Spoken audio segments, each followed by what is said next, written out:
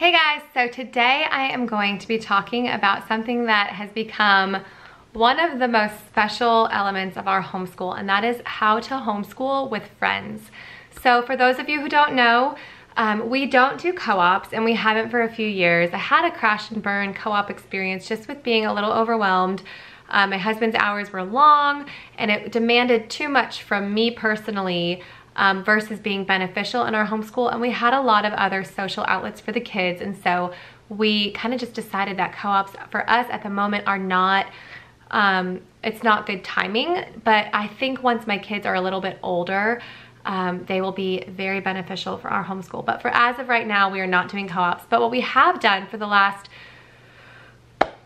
2 or 3 years now, I think we just completed our second year, we're heading into our third year, yes, is homeschooled with some good friends. So once a week, one of my girlfriends and I get our kids together and we do history projects from Story of the World. So in order to do that, we make sure that we're lining up on the same chapters, and then we alternate who's doing each project each week and what house we're meeting at and all of that jazz. And this has been really helpful for our homeschool. So I have a few tips for you if you guys are interested in how to kind of set up your own little co-op with friends. Now there's a lot of different ways you can get together with friends besides doing a co-op style setting. So I do have a group of girlfriends that we get together with our girls one night a month, and we do a little American Girl history night. So we take our American Girl dolls and we take turns on who's presenting the project, whose house we're meeting at, and we go over that theme in history. So we're doing that in chronological order. In the year before last year, we were meeting and just doing an etiquette theme or a biblical theme, but we've kind of merged into an American Girl history night. And so we're about halfway through all of the American Girl historical characters. So this next year, we're gonna be going back through and finishing that out. That's been really special. That's been really fun. And that absolutely, even though it's in the evenings, counts as part of our homeschool. I put that in my daughter's portfolio. So you bet we count anything educational toward homeschool. And another way we all get together as well is we get our boys and girls together about once a month, and we celebrate all of the holidays, the class party type of things. We've done that for years. So I've had friends who we've gotten together with since our kids were 2 or 3, probably 3 or 4, because none of us were homeschooling when our kids were 2. And we've gone on field trips together, we've done little Valentine's Day parties together, and that's just a way to get the kids together, again, once a month at a park, do the things they may be missing out on, like passing out Valentines or dressing up in costume for things.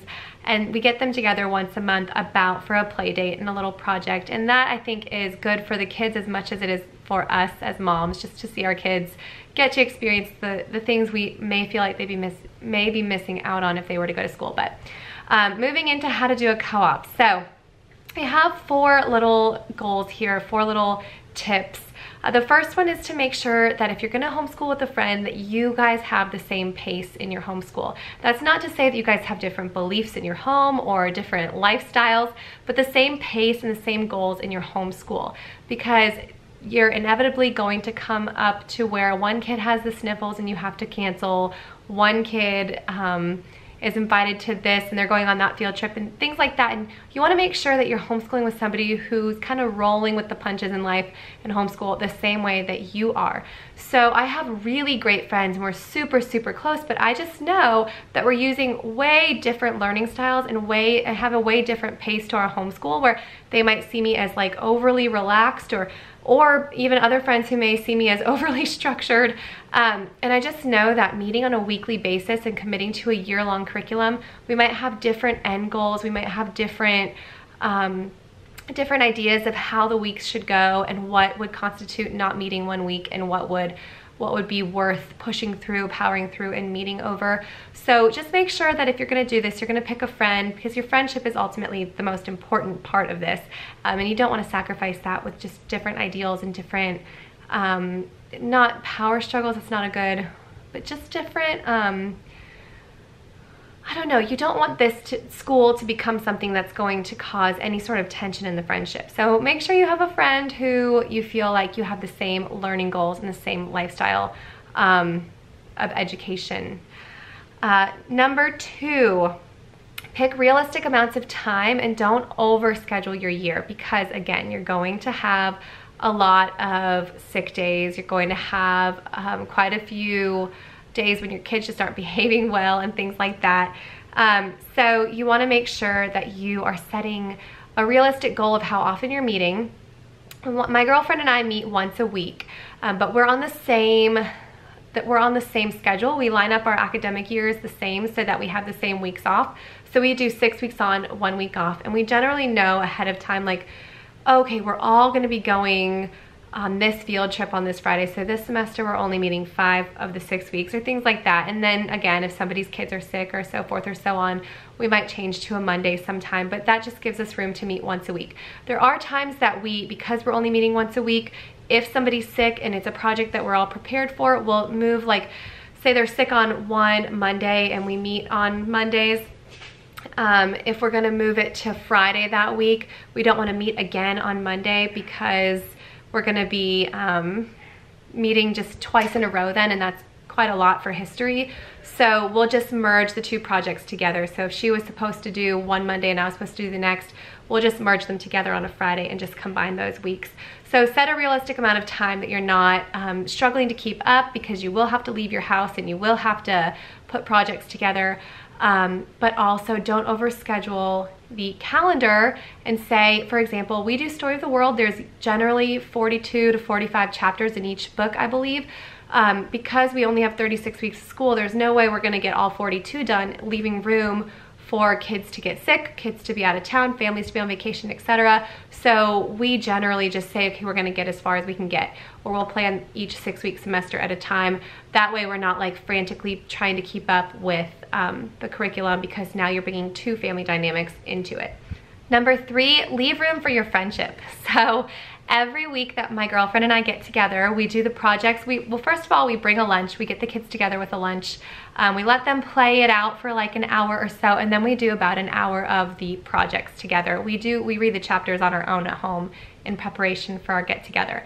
We do about an hour of projects together, but we always plan to meet for about 3 or 4 hours to leave room for us to have coffee, chat about our week. It's really filling our tanks as much as it is for the kids' educational purposes. So it's something that I've come to really love in our homeschool. So make sure you leave room for the friendship.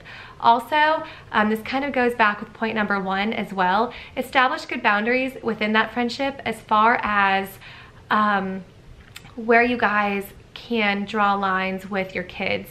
So for example, this is a friend who I've been really good friends with for a really long time. Because we're seeing her kids once a week, she has no problem if I tell her kids that they're disrupting or that they need to leave the room. I have no problem if she has to pull my kids aside and speak to them as well if I'm not around, or if I'm off with the baby or her baby or whatever.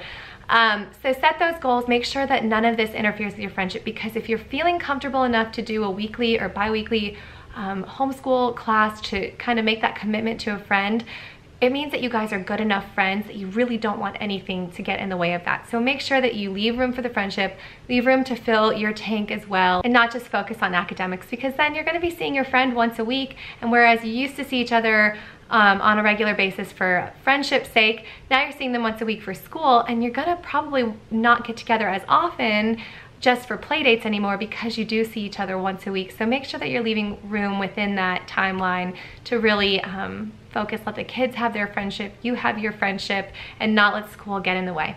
And then number 4, and this is my favorite part of this, set a year-end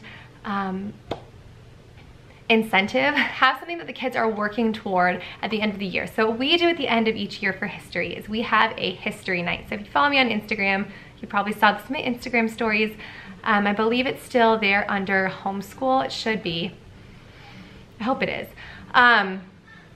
But each year at the end of the year, we have the dads and the grandparents, and they come over to one of our houses and we set a history night out. The kids dress up like one of the history characters that we had studied that year. They give a presentation, they give a speech, they have a little project display board. They serve foods that we cooked all throughout the year in our history lessons.